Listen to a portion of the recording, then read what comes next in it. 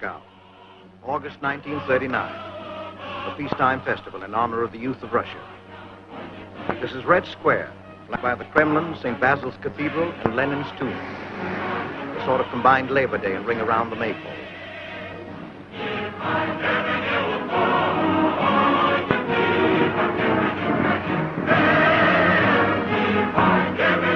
From 17 republics covering 1/6 of the earth, speaking over 100 varied languages, come athletes, folk dancers, musicians, farmers, students, young scientists, factory workers, and little Misha and his gang.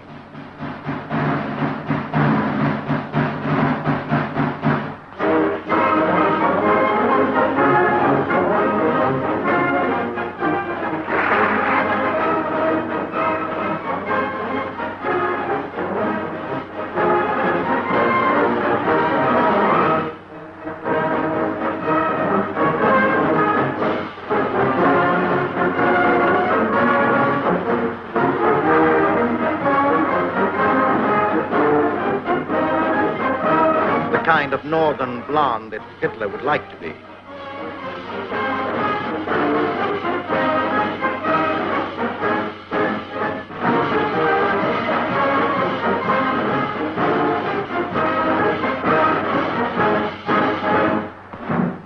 This is jive, Mongolian style.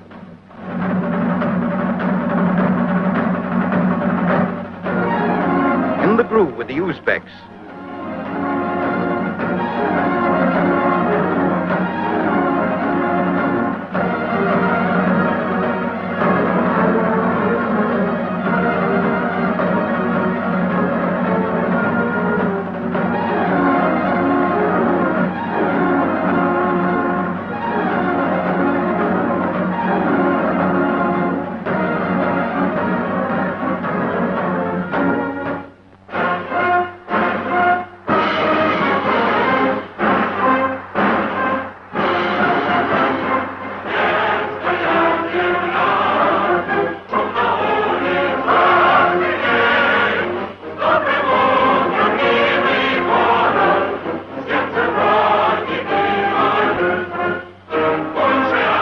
Under a warm sun, young men and women celebrating creative arts.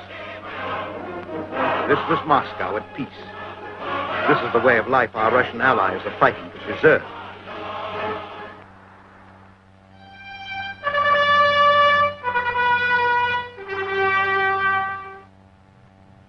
Fascism, which had enslaved the German people, now threatened to enslave the world. It is November 7th. The Soviet 4th of July.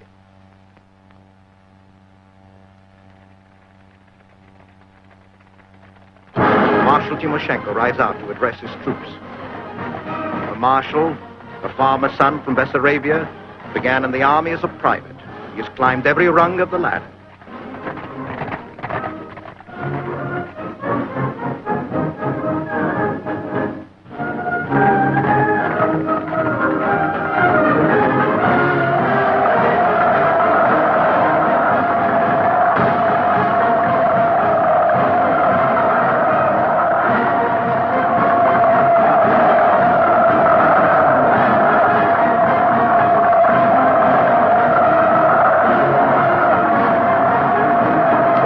Fighting man speaks to his fighting men.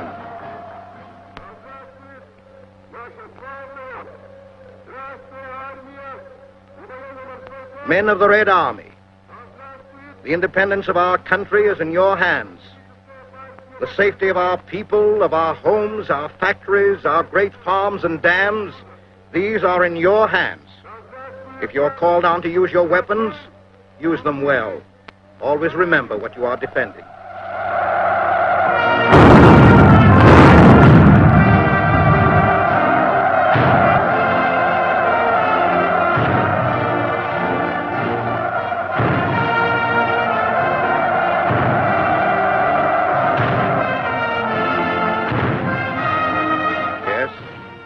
They'll remember. And these too, the armed civilians.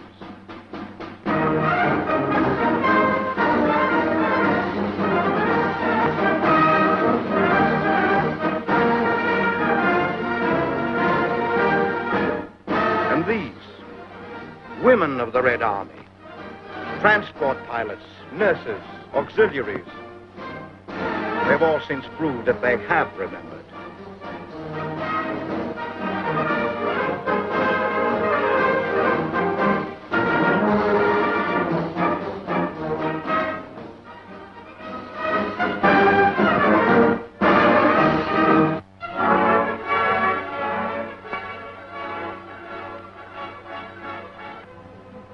Russia has been attacked. It has been at war since June. A ruthless enemy, backed by the armament factories of occupied Czechoslovakia, France, Belgium, Austria, backed by millions of brutalized young men drunk with success, a juggernaut army of fire and steel which has never received a setback. This army is approaching Moscow. And Moscow citizens go all out for defense. Barrage balloons.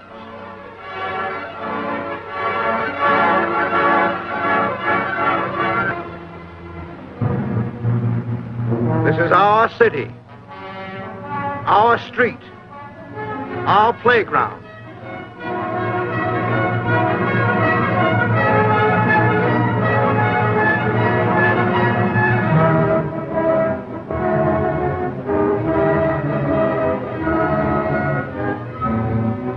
If we are defeated on the outskirts, we will stop them within the city.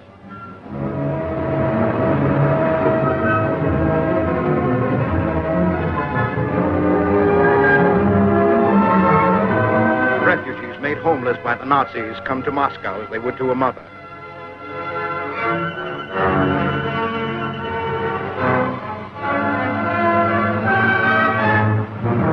Tank traps.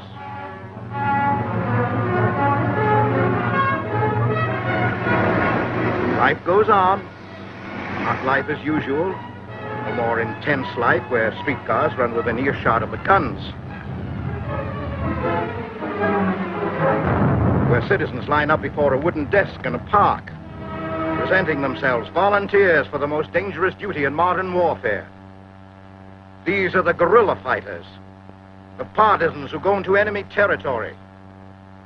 They build factories, bridges in peacetime. If necessary, they will blow them up now. We Americans know them. We use them in our own war for independence.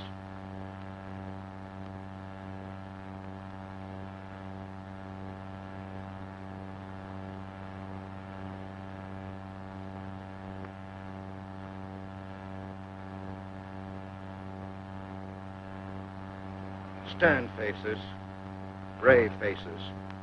They expect no mercy from the enemy. Their home will be the woods. Their allies, night and surprise. Their password, liberty.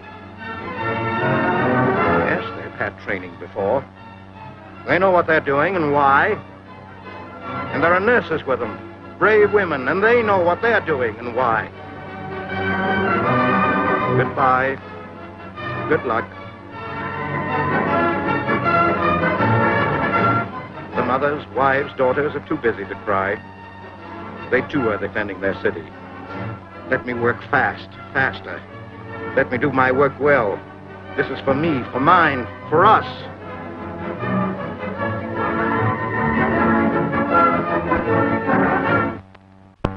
The Nazis continue to advance.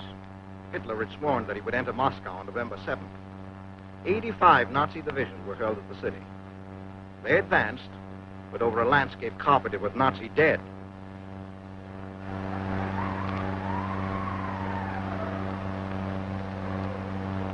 And on November 7th, it was not Hitler who stood in.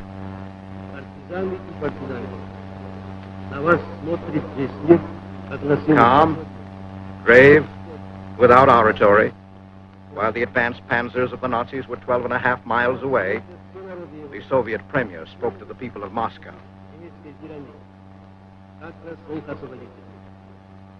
The whole world is looking to you as a force capable of destroying the hordes of German invaders.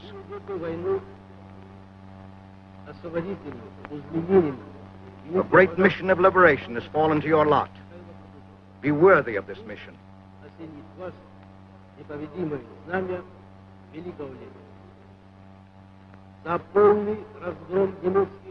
The war you are waging is a war of liberation. A just war.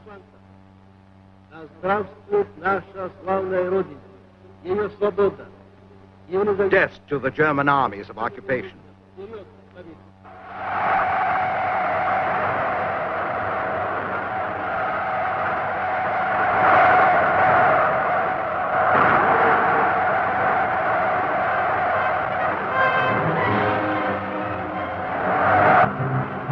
The soldiers march out of the square.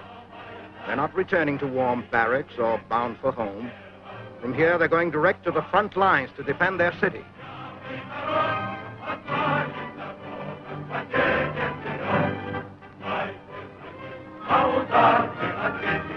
What does it take to defend a modern city? Soldiers, yes. Patriotism, yes. But they're not enough. It takes a staff of leaders, trained, resolute, free of panic. General Zhukov, in charge of Moscow's defense.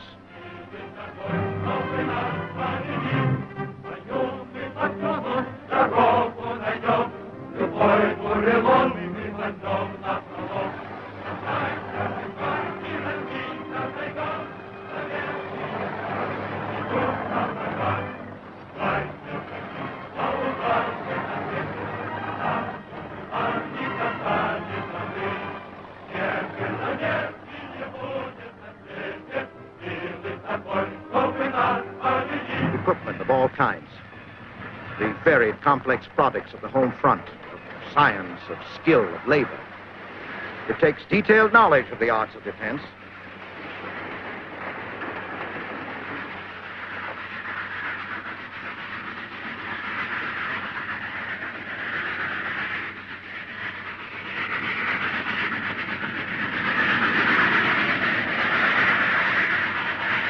Patriotism alone never stopped the Nazi tank.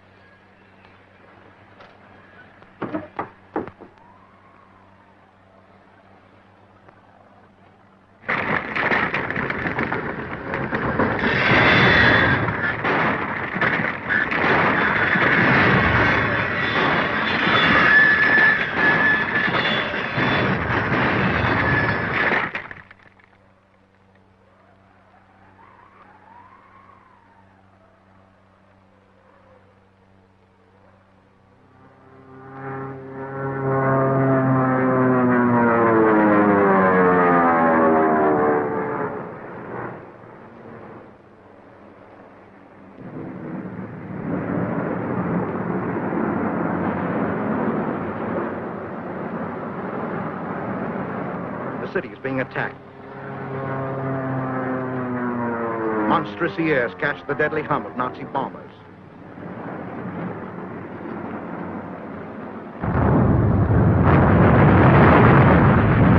Throughout the raid, men and women quietly load tomorrow's shells. While yesterday's work is fed to hungry guns.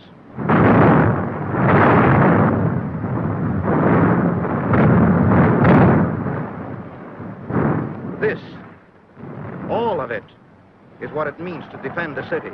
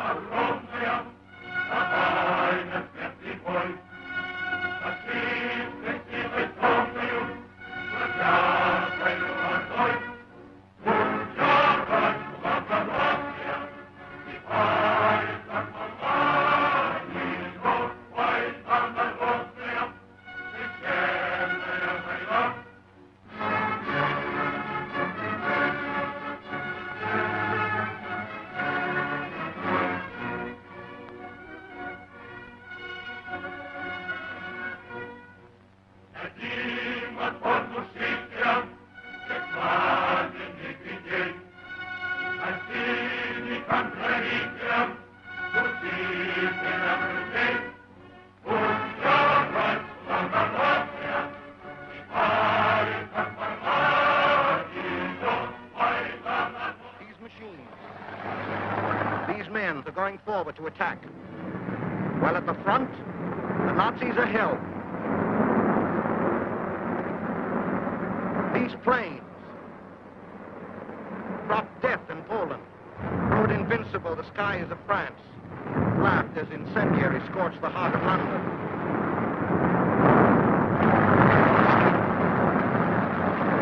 This one will ride invincible no more, or laugh. Not far away, Soviet pilots get their orders.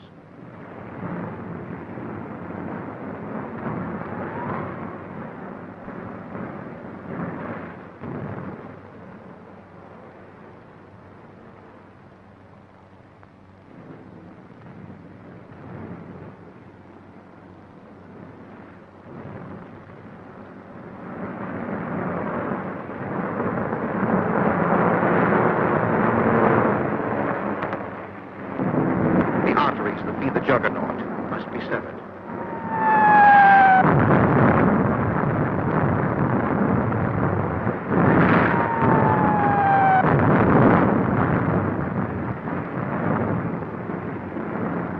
The artillery needs eyes.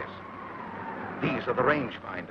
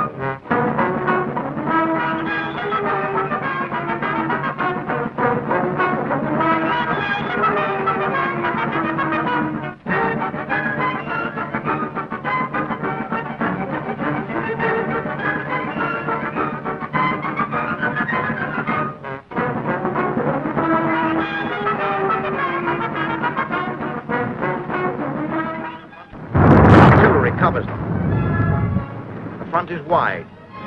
It is also deep. The enemy must be cut off from the rear.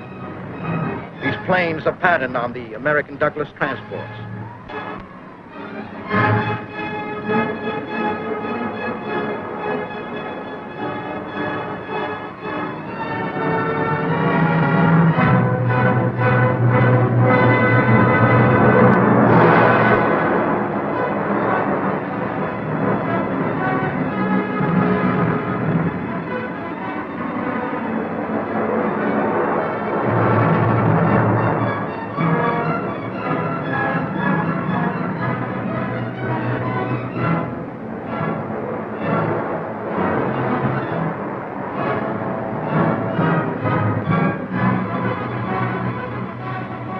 Did this in maneuvers, but now it is on enemy-held territory.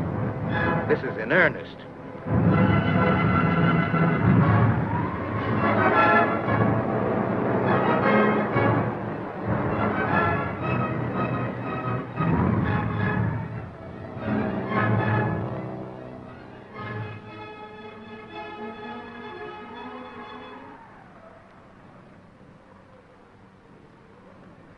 Skis, like men, come down by parachute.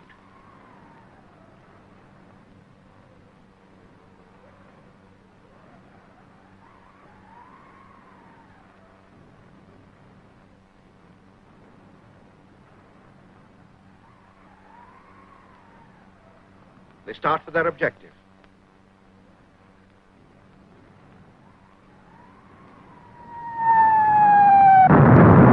The enemy sights them as artillery seeks the range.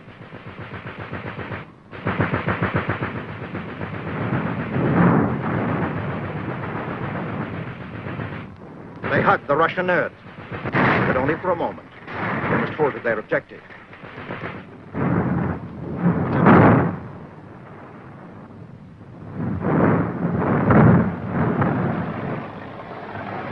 In other sectors, others depend on them. This is correlated attack.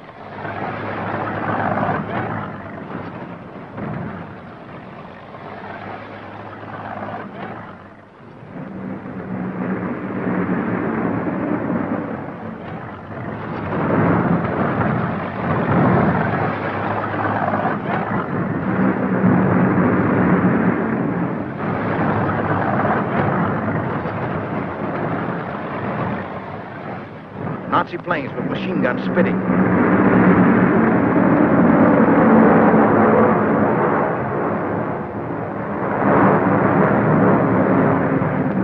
Forward again.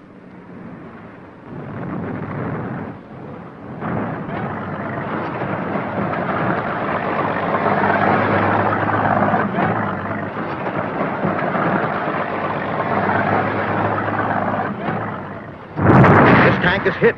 The attack goes on.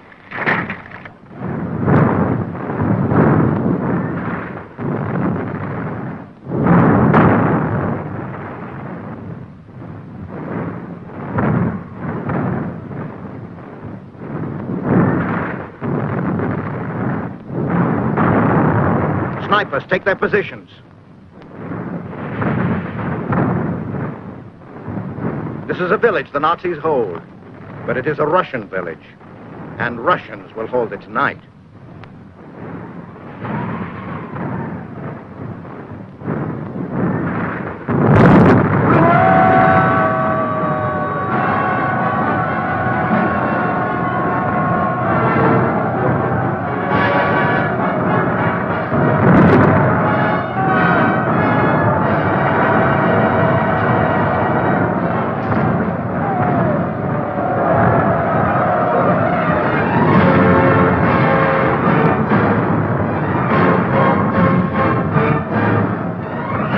Is meant by mopping up.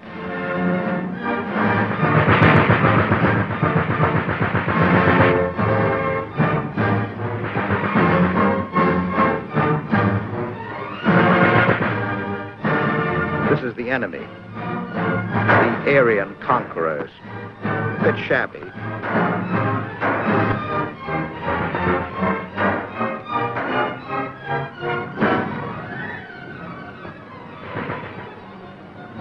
Crawling out of their holes.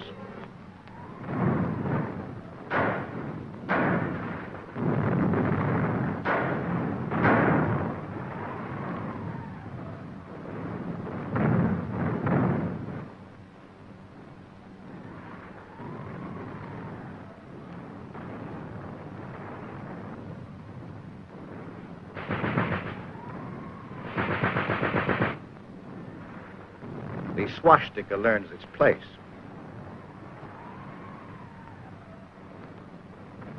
Nazi officers learn theirs.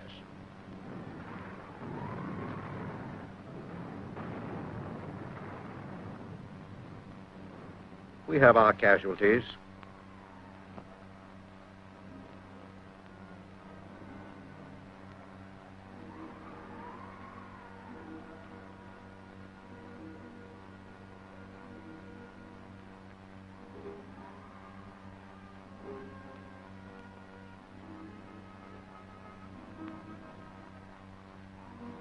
Russian soldiers hit in battle. And Russian civilians who were not combatants.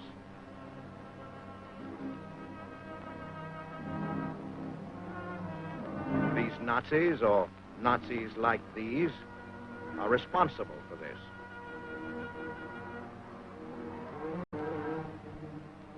A generation trained for murder. This has been their pastime. Old men, women, children. The cultured conquerors.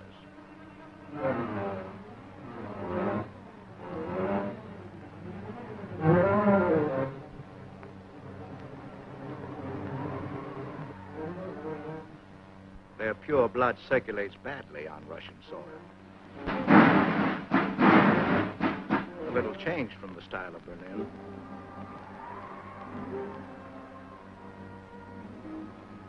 Supermen, now prisoners. Supermen, now dead. The offensive gains momentum all along the line. This town was held by the Nazis for 45 days. A handful of survivors come out of hiding. This is the meaning of the word deliverance. And this. I hid a bite of food from the Nazis. Take it, please. And this. Let me press your hand, and yours, and yours.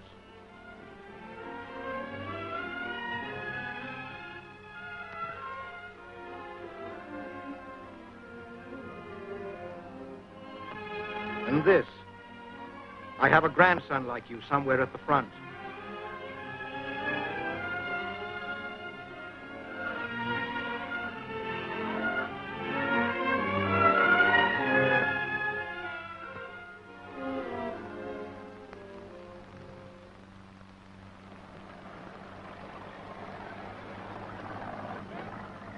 The soldiers can't stop. They fight their weariness, the cold. The task has only started.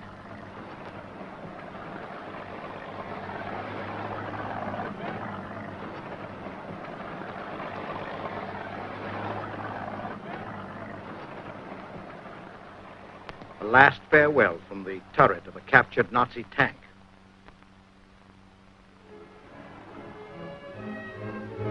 Life in the town begins again. Refugees return from the woods.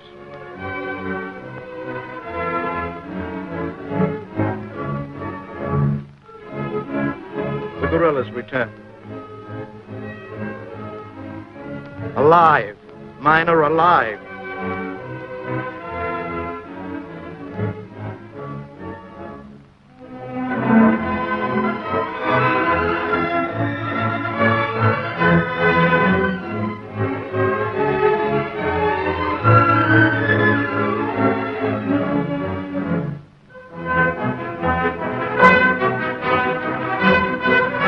Days and bitter nights, the city hall has been in the woods. The mayor takes over again. The processes of normal government are resumed.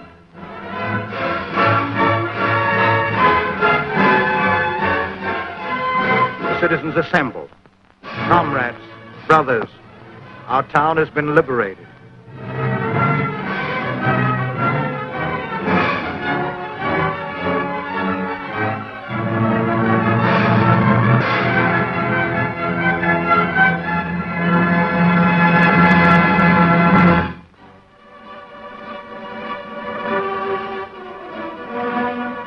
Cossacks like these covered 120 miles in 2 nights and then attacked an enemy caught by surprise.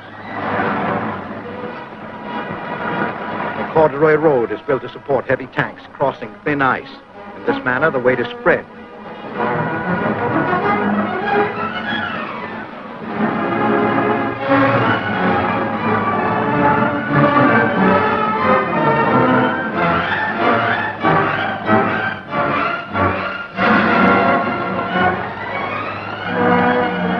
other villages, too, survivors return home.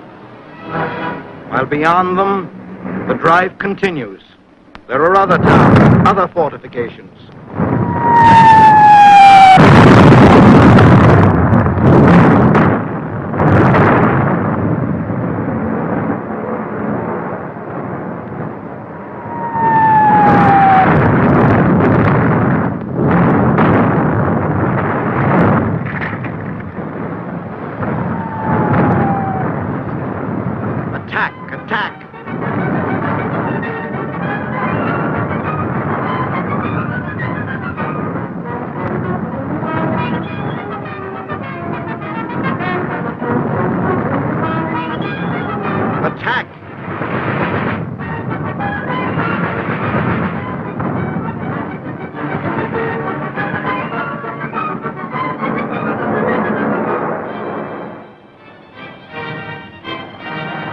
Another town is torn from the hands of the enemy.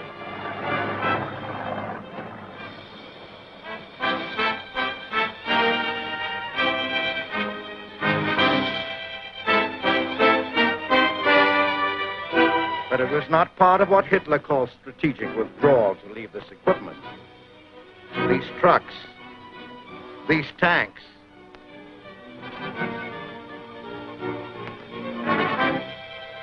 these guns will be put to work again, facing the other way.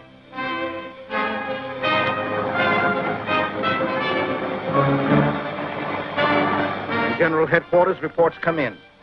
New orders go out.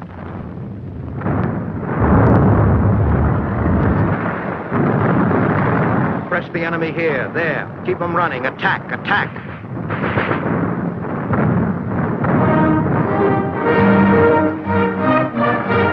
This was a thriving city. It, too, was burned.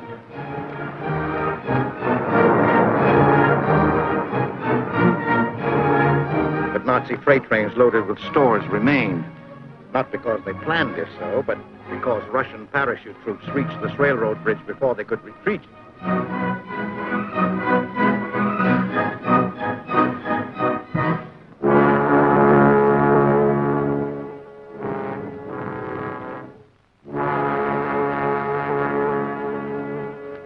In Mikhailov, the Nazis had no time to ship away the grain they had seized in the countryside. They set it on fire. 2,000 farmers were rushed into town.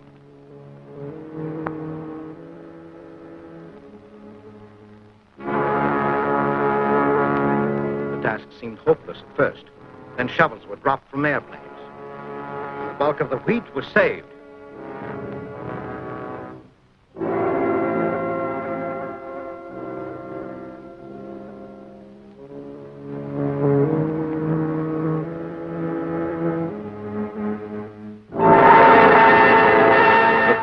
Trampled here, too. The Nazi footprint becomes painfully familiar. In the Moscow district alone, 38,000 homes were destroyed.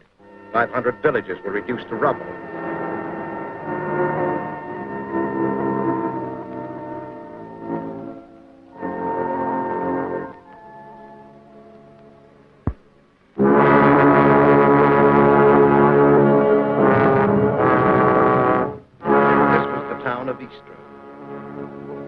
Anton Chekhov, world-famous writer, once lived and worked. His home was a museum until the Nazis came.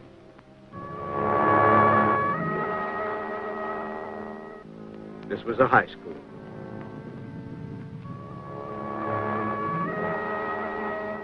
A library. A kindergarten. This was the New Jerusalem Cathedral, classic in its architecture.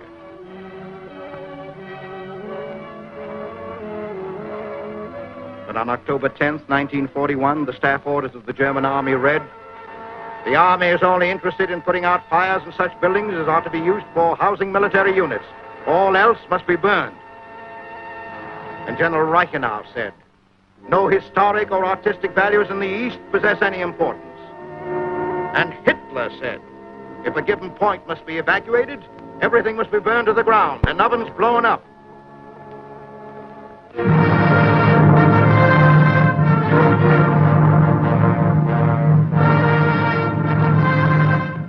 the home of Tchaikovsky, the immortal composer. He was a Russian, but his symphonies belonged to the world. Here his manuscripts were collected. Here music lovers came as to a shrine. In final irony, Lohengrin, an opera of the German composer Wagner, lies on this Nazi scrap heap along with the bust of his Russian colleague. The old curator comes out of hiding. He finds it difficult to comprehend the work of modern vandals, of self-styled supermen who claim the right to dominate the world. This is the way it was a few months ago, until the cultured Nazi came to give the word barbarian a streamlined meaning.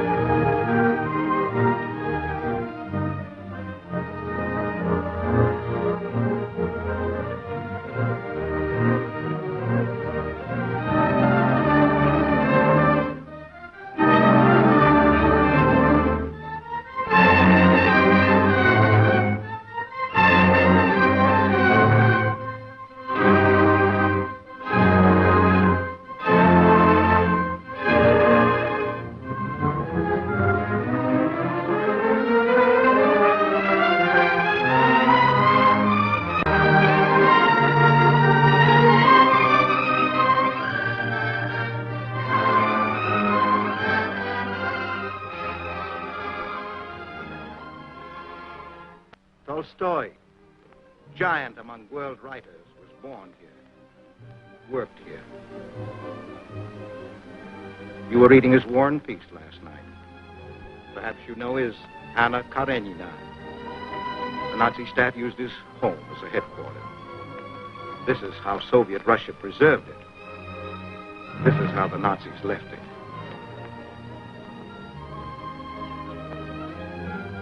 In the midst of a forest, they used this furniture for firewood.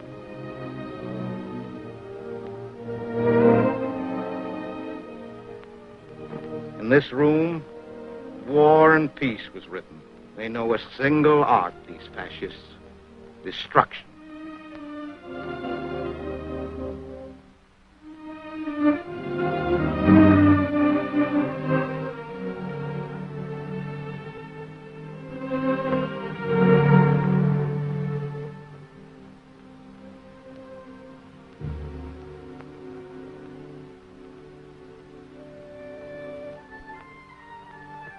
The local hospital was sacked.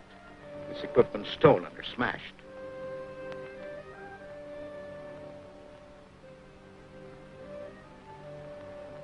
This is Tolstoy's grave. But now he sleeps in uneasy company. Yet perhaps he smiles a little at these alien graves. If the Nazi dead had read his War and Peace, they would have known their fate beforehand.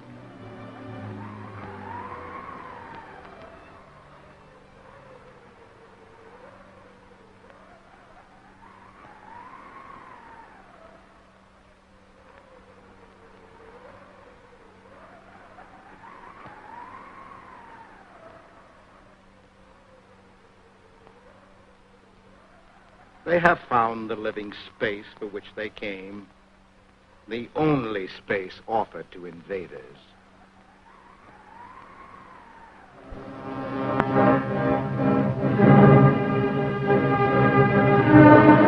This is my house. I was born here. I married here. War, you say? No, this is not war. Not the necessity of war or even the accident of war. When women are counted as loot, that is no accident.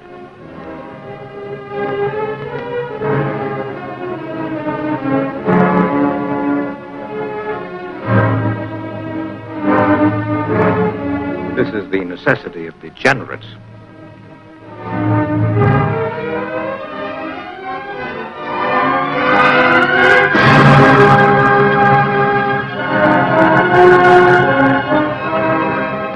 mechanized bodies lie quiet now, but their revenge lives after them.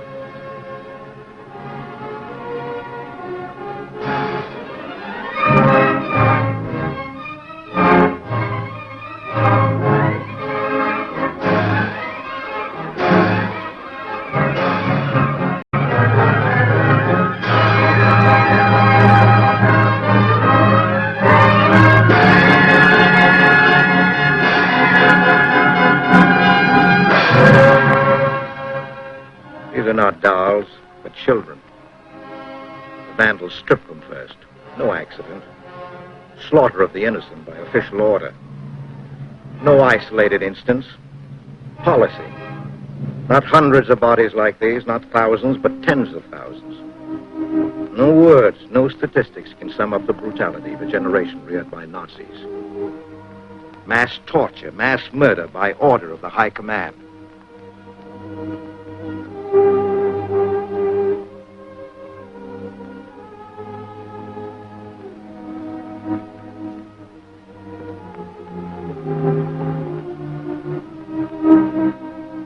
Yes, we know why we're fighting. We know it well.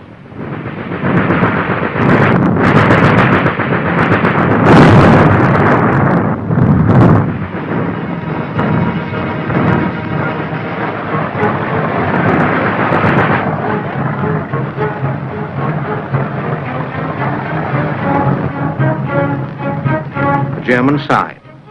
Road to Moscow. But their equipment points the other way.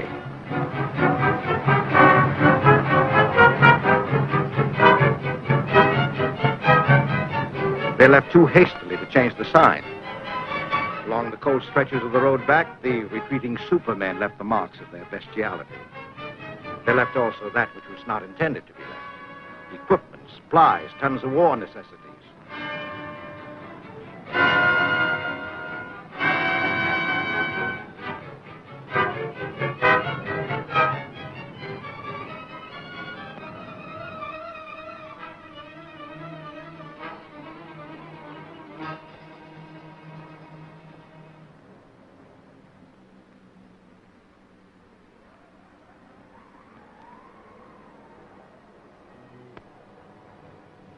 These are the products of Nazi slave labor. They will be used in the cause of freedom.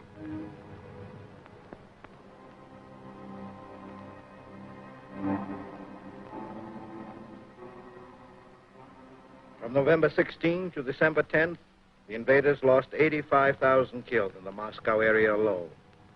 Over 3,000 dead men a day. Good price to pay for a copy of Mein Kampf.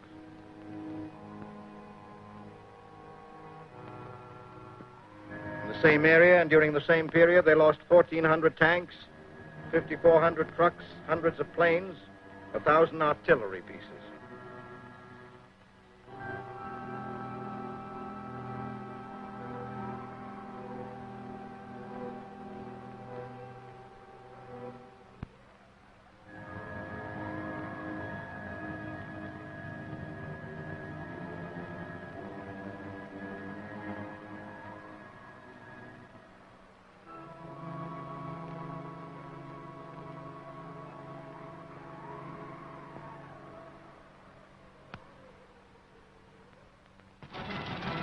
Soviet tank. The Red Army is not paused.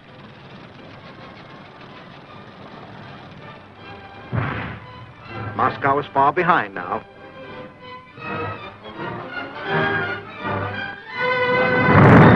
Advanced battalions approach Kalinin.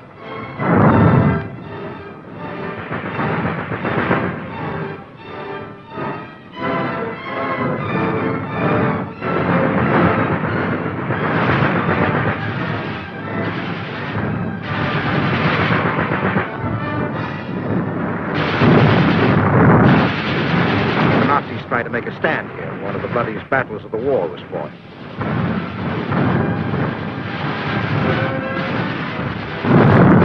The street fighting was savage.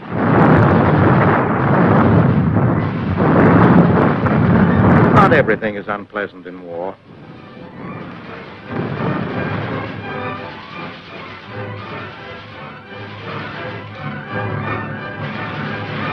These people are the city. Not the shattered walls, the gaping windows, the empty ruins. They will rebuild. It is a solemn moment when your own flag is raised again.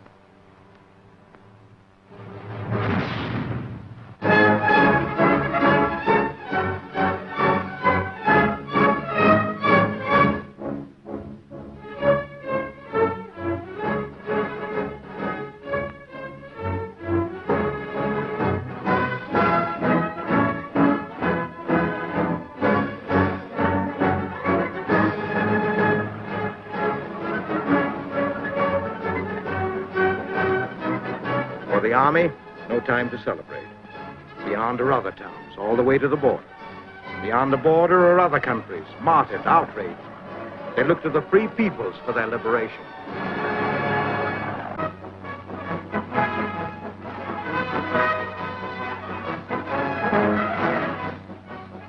Not far from the front lines during a temporary lull in the battle, assembly is called. The struggle where heroism has been so common that it walks with each anonymous soldier, special men can still be singled out. They've come from 17 republics. They're of many nationalities, of varied complexion and feature.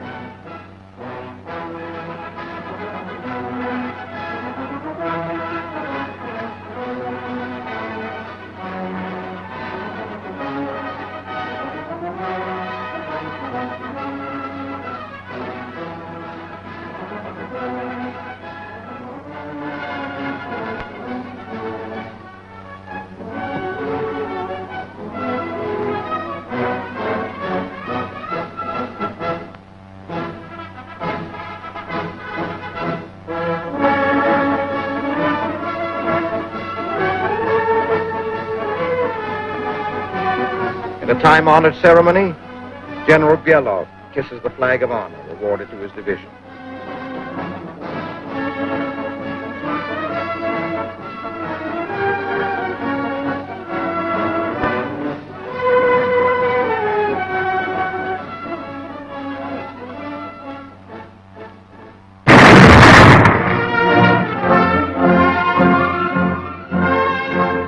The offensive rolls ahead. This town is over 60 miles from Moscow.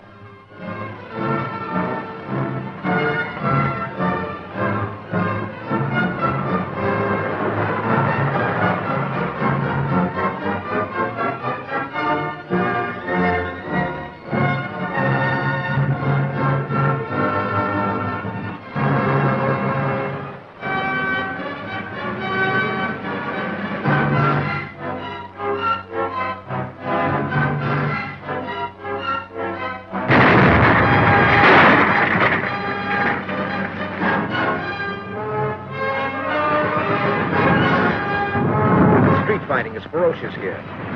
The Nazis are entrenched in the building across the avenue.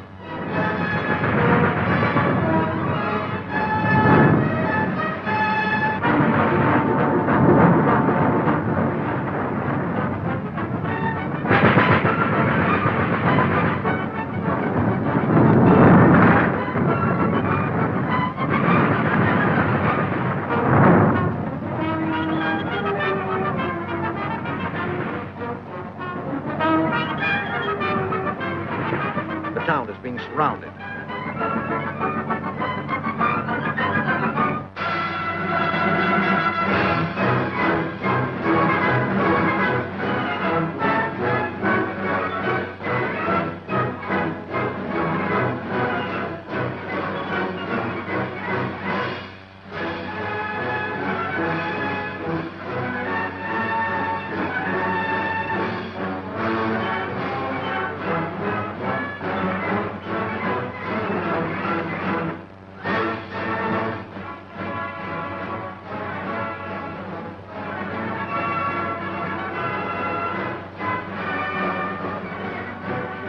The first Soviet newspaper in months.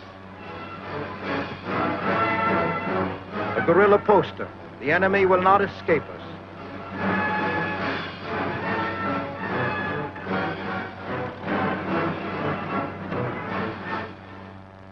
The retreating Nazis have not entirely gone. Their work remains.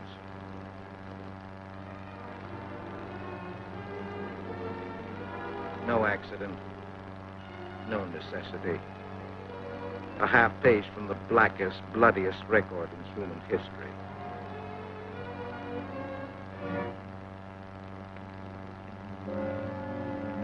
We will not forget this. And the free peoples of the world will not forget. For this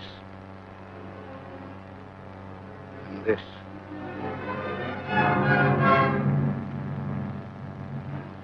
This is their achievement.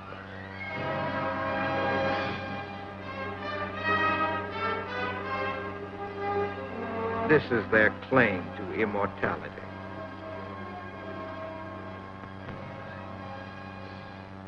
We will remember.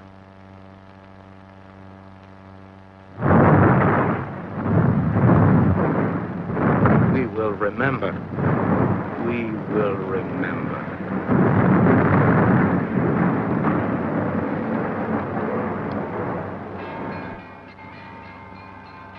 On this historic battlefield in 1812, Moscow struck back once before. This is Borodino, where Napoleon's army was broken.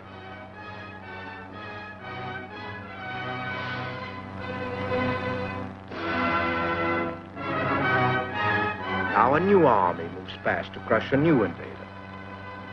Our own General MacArthur said this about the battle for Moscow. The scale and grandeur of the effort mark it as the greatest military achievement in all history. This is what a people can do. In a dark hour, the will to victory found victory. The fighting unity of China, England, the United States, the Soviet Union, all the other free peoples must, can, will ensure final victory. On all of us rests the mission of world liberation.